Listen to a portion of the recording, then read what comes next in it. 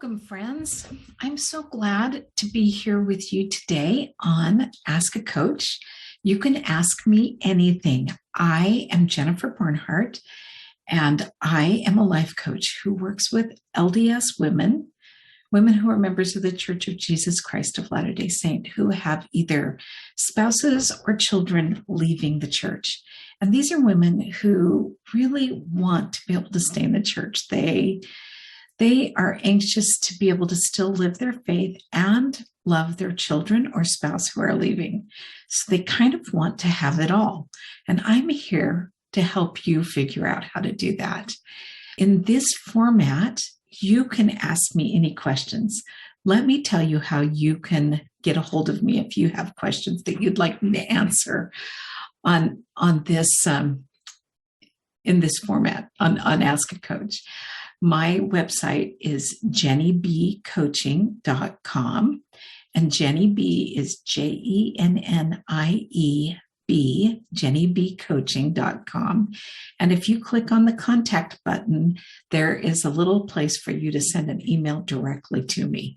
So I would love to hear from you, and I am extremely grateful to the people who have asked questions so that I could answer them.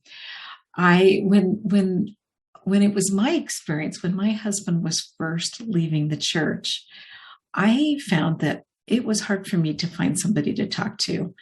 And it was hard because I felt like I was in kind of between a rock and a hard spot where I loved my husband and I didn't want people to think bad of him. And sometimes in our church culture, that can happen. We can talk to people who make judgments. And so when it first was going on, when he was first thinking about leaving, we actually talked to a therapist who helped me kind of decide what I was thinking and also helped my husband decide how he was thinking. We attended the same therapist, but separately. But when I told a few people at church, I found that they had pretty strong reactions and they weren't always very helpful for me. So I want to be there for you if you need somebody to talk to. It can be a lonely time. Another thing that I found is that things that I had always learned and believed how things were done at church were not necessarily how they happened in real life. For instance, one of the things when my husband was leaving, President Monson had been talking about the rescue. And it just so happened that I was attending Word Council at that time as the Relief Society president. And I asked, what about the rescue? How are we going to talk about the rescue? I've really got somebody that needs to be rescued. And at least in my situation, the other people were involved were either uncomfortable or just not entirely sure how to go about doing something. So where I thought there are going to be people who can help me with this, that wasn't necessarily the case for me. And of course, every ward is different. So things for me were not just, they weren't exactly how I thought that they were going to be. And it gave me the perfect opportunity to figure out what I needed and what I wanted and how I wanted to be in the situation that I found myself in. And that has been a real blessing. That actually is one of the things that coaching has helped me with. Not only did I go learn how to be a coach, but it was right around the same time that I got a coach and I learned how to manage my mind and how to genuinely show up the way that I wanted to show up. So the format is I've got 2 questions today that I am going to answer. And like I said, I would love to hear from you. So if you have a question for me, you can even put it in the comments today. So I'll just add it to my list of questions. Anyway, the first question that I have today is one that is really kind of a big ordeal. People really worry about that. So if you have children at home and your husband, and since I usually work with women, we're going to say that the leaving spouse is a husband, and your husband is leaving the church. It is a big deal for you to figure out, how are we going to tell the children? How, when, what does it mean? And it's a very common question. I have at least a couple of clients that have been dealing with this, and they worry about it, and they think how things are might go, or they think of the reactions of the people that are involved, and we think that, we assume that they are going to be very worried, that they're going to be very upset, that it will be very hard for them. And things don't always end up exactly the way that we think they're going to be. And recently, my husband and I had a niece come to stay with us for a week, and she was with us all week. And there were things that she may or may not have noticed. We pray over our meals, but I am the one that called on her to pray when it was her turn, and we shared it between the two of us. I'm trying to think if there were any other things that she may have noticed, but she didn't have any idea. My brother had never told her that my husband had left the church. She didn't have any idea at all that he was an attending member, until on the way to church, she said, "How come Uncle Lee is not coming with us?" And I simply responded, "He doesn't go to church." And, telling your children can be just as simple and easy as that. The thing that is getting in the way and creating the thought drama is our thoughts. We imagine feelings that they might have. We imagine. I've even actually had somebody tell me this is the worst thing that they could ever imagine happening to them. Well, when we go in with those thoughts, that's how we act about it. Our thoughts create feelings, and feelings of despair or anxiousness or whatever certainly cause us to act in a certain way. If we are going to talk to our children with one of us sitting in the corner crying like it's the worst thing that has ever happened to us, then we can assume that the kids are going to think that, because that's the evidence that they have, that they can see. So when you get into this situation, you don't have much control over how and what the spouse, your husband, is going to say to the kids. And you really don't have any control over how the kids are going to react to it. But you have 100% power over how you show up. You have the power to discuss in advance with your spouse how things like this are going to be handled in your family. You're not going to maybe see things regarding church attendance or worship exactly the same, but you can decide, how do we want to present this to our children? You can be united with your spouse.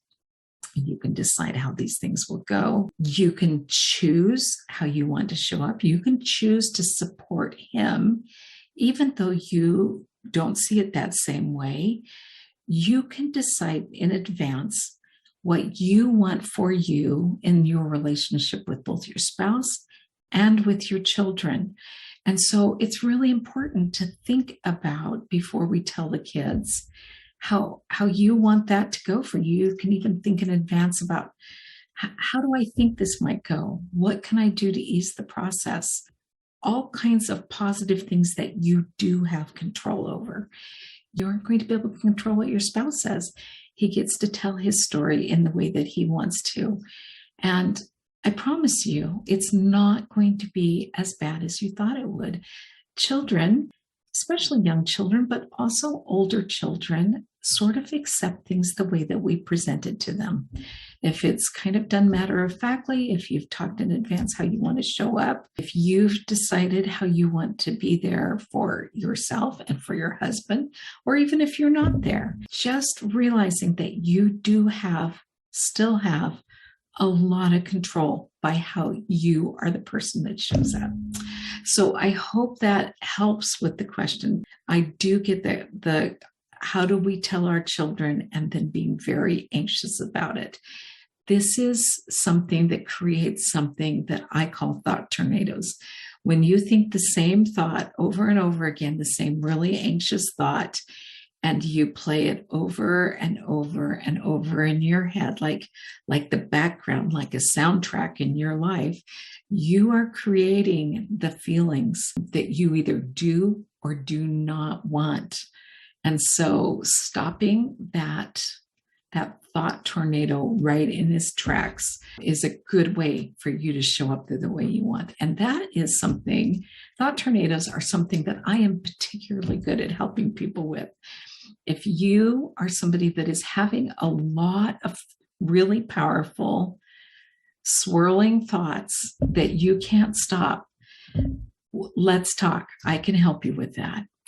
Okay, so that's the first question. The second question is really kind of a very simple question, just something to think about. This is actually something that I ran into and I still run into all the time, and that's why I thought about it. The language that we use regarding the staying spouse and the leaving spouse, it's just something to think about.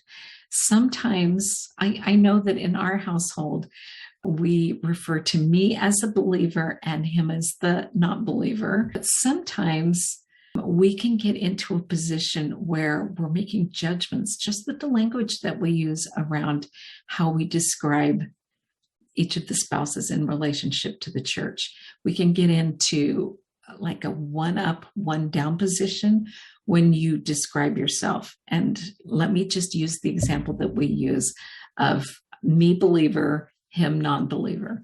Now, it is possible for me to infer to other people that as the believer, I am the person who is right, good, justified, doing the right things. And the non-believer can be also, I could imply that in his case, he is not doing the right thing, not doing the best thing, choosing the wrong. And that is what puts us, could potentially put us in the one up, one down position. So I'm just encouraging you to think about the language that you use in regards to the spouse. Think about something that is more neutral. And for us right now, we've talked it over and decided that believer and non-believer is a neutral term for us. When we talked about it, he's like, it's true. I'm a non-believer. I don't believe the same way you do. I don't believe in that. In this case, I'm fine. If you refer to me as a non-believer, I'm totally fine with that. So just give some thought to how that looks and sounds and feels to you. If you choose languaging that puts you in that one up, one down position, it is something that could be really harmful to your relationship, either with children or with a spouse. So that's what I have for you today. I thank you so much for listening to me. And I, again, welcome any questions that you'd have. I'd love to be the person that can support you and listen to you. Go to my website, jennybcoaching.com. And if you go to contact, you can send me an email. But in addition to that, if you just want somebody to talk to, I'm available to talk. There is a button on my website. There's multiple buttons on my website that say, let's talk. Hey, there's no obligation. I don't have to be your coach, but if you want somebody that will listen to your story and sort of help you process it and sort through it, I am your girl. That's it for today. Thank you so much for being here.